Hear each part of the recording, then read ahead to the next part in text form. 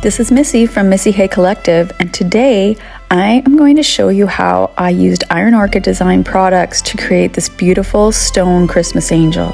The products I used were Iron Orchid Design's clay, the Heavenly Stamp, and the Persephone mold. I had been wanting to use the Persephone mold for something special for a long time, and this was the perfect opportunity. I started making the wings first. So I rolled out a big chunk of clay and I just rolled it out. I actually didn't have a rolling pin, so I just used a bottle. I just wanted to flatten it into an organic type piece that I would then be able to stamp the wings into, to make an imprint of the wings into the clay.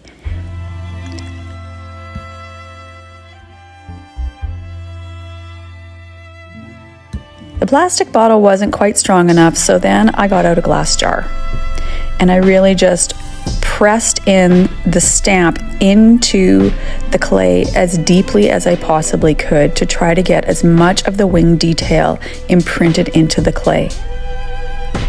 I traced it with my fingers with pretty good pressure, as much as I could possibly get, rolled it with the jar to really get a little bit deeper and even as I could get. From there, I peeled back the stamp to reveal the image, and then I went to just ripping apart the edges around the wings to give sort of a tattered wing look. Once I had the wing how I was happy with it, I took the Weld Bond glue, a white glue that dries clear, and I added it to this brand new arched wood blank from Iron Orchid Designs and centered it where I knew the wing would be fully supported by the wood blank. I then just really pressed down all the edges to make sure that this was really glued down well and the edges weren't going to curl up. Once the wings were firmly in place, I then got my Persephone mold out and dusted her with cornstarch and then filled her fully with the IOD clay, really pressing evenly to try to get a very clear impression of her face. You can see here that there was a crack with her neck, but I didn't worry about that because I knew I could go back in and fill that in later after she completely dried. I pressed her down all the edges to make sure again that this wasn't going to curl up as it dried. After I had both pieces completely glued down, this is where I walk away.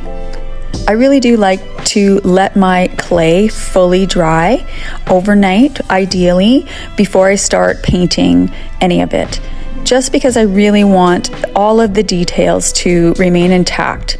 Now look at how beautiful this is as it's dried. The next day I came in and I started with Gravel Road from DIY Paint by Debbie's Design Diary. I used all DIY paint supplies in creating this stone angel effect. The first thing I did, and I forgot to actually add the image in here of the frosting. I added the DIY paint frosting, which is a medium that makes the paint even thicker and allows you to get a texture, almost a rough sort of beat up texture that can give an aging effect. You only have to add a few drops of the frosting to the paint. Then you can wait a few minutes and it starts to thicken up. So this is me just applying it with my brush liberally through the whole canvas and the clay image. Just a few drops of the frosting into your paint really goes a long way. You just have to let it sit for a few minutes and it thickens up. So the Gravel Road color with the frosting added to it to make a thicker medium is the first phase of this paint process to get this stone concrete look. I like to dry them in between with a hairdryer or a heat embossing tool. The air dry clay is completely dried, but now we are adding the textured paint. And the paint dries quite fast, especially if you hit it with a little bit of heat. But before you add the heat, you really want to get a good coating and as much of the details of this frosting textured Gravel Road color into your piece. When you take the hairdryer to it, it really almost starts to just magically dry before your eyes.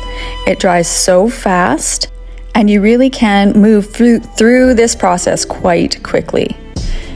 It really is satisfying to watch the details of these molds and the stamps come to life as the paint starts to dry.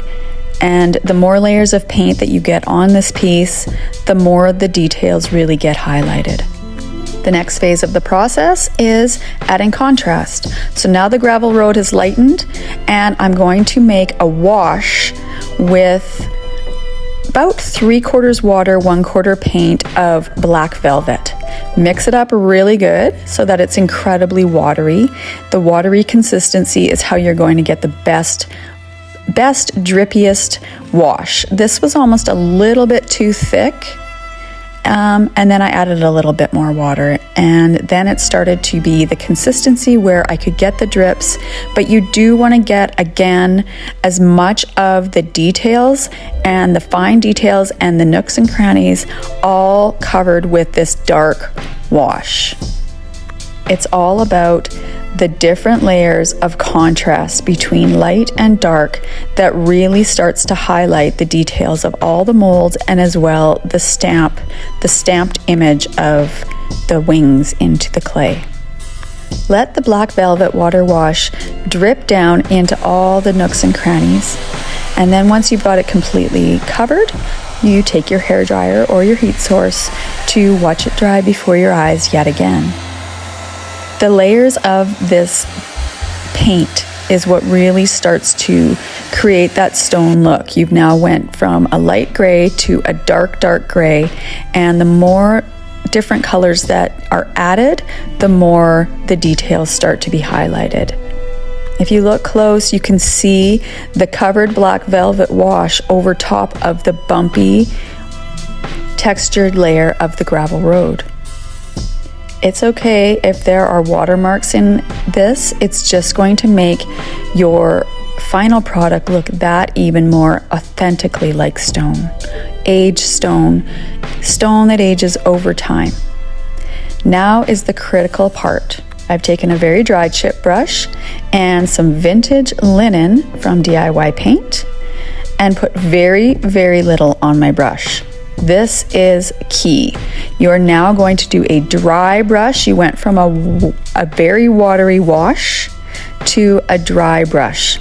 This is where the contrasting between black and white really starts to show the depth and the detail even more. So very, very lightly with very, very little on your brush, you will now just light as a feather move your brush across the highest peaks of all of the details of the mold. Very, very lightly, because you really just want to get an even light dry coat of white over top. You don't really want to go into the nooks and crannies. You want the low points to stay dark and the high points to be contrasted white. So very unlike the wash application where you really wanted to saturate the clay and all of the dimension of the details, you now are just so lightly highlighting with your dry brush. You really only have to pretty much apply the white one time, and you can pretty much get enough on your brush to do almost the whole piece. Notice when I go over the details, the high peak details of the stamped impression, you start to see the details of the wings even more. The feathers get highlighted and become even more visible. I quite liked how I got closer to the head of the angel, and it almost gave like a halo effect between the head and the wings. You are not only highlighting the detail of the mold while you are doing this process, you are also going to take your brush very lightly all across the edge of the textured frame. The wood frame that you added that gravel road with the frosting thick textured medium too. And it created a bumpy, sort of rigid effect, and all of those details will get highlighted with the dry brush of white. This really enhances the details of that textured medium and starts to really make this look like faux stone. Time for another wash to really start to even lighten this up a little bit more, because now it's starting to look almost black with a bit of white. You want to bring back the gray tones. So letterpress gray is a darker gray than gravel road, the initial gray that we started. So now I've created another wash with the letterpress gray and 3/4 water to 1 part paint. And again, I'm applying it liberally, and I am letting the water just drip down and add to the more details, the more drips, the more the aging process looks authentic. Just as I did with the last 2 washes, once I have it fully covered, then take the hairdryer to dry the paint. Going over the whole thing evenly and just watching the paint dry before my eyes.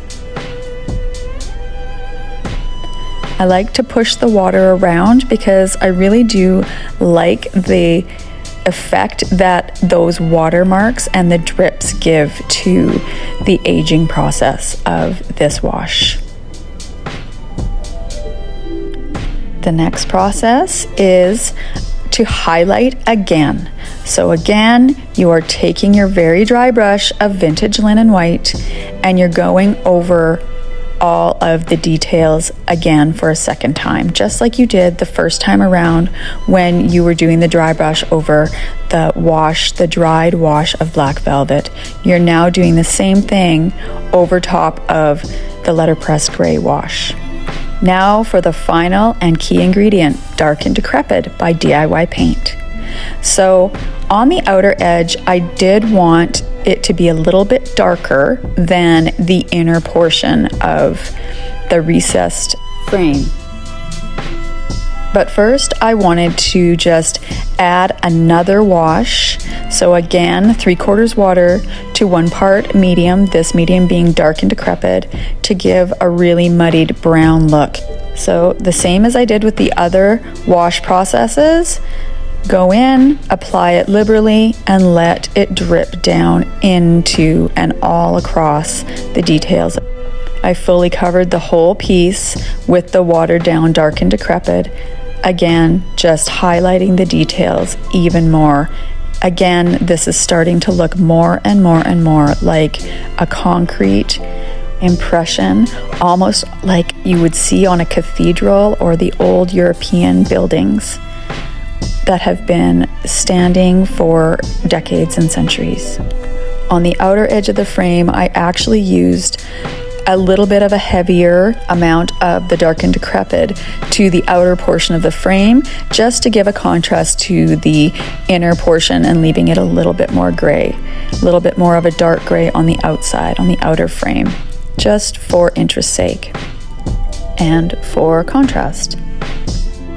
From there, I now move on to one last application of the vintage linen, very, very, very lightly, doing my final dry brush to the high points of the clay and all of the details in the frame as well that has been created by that thick original coat of gravel road mixed with the frosting that I applied to the entire piece.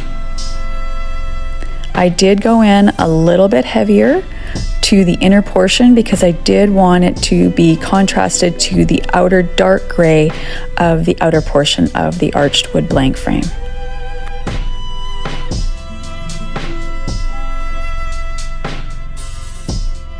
Once I finished that final dry brush of white, I felt like I just needed something more to really, really enhance the aged look of this concrete.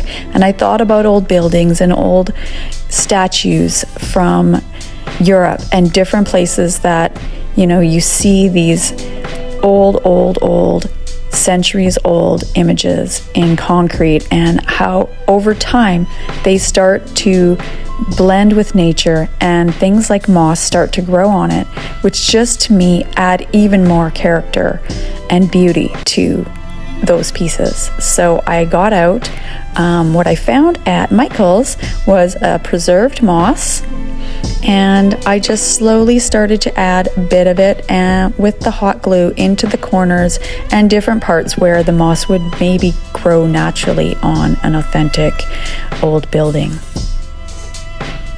The pop of green just made this even more pretty. I used this process of creating this faux stone look on a few different things. I started out with the Persephone mold and the angel, and then I went to the angelic tapers mold and even a styrofoam ring from the dollar store, which I turned into a centerpiece wreath. You can purchase all of the products used in this video from my website. I will leave all the links below. Thanks for watching.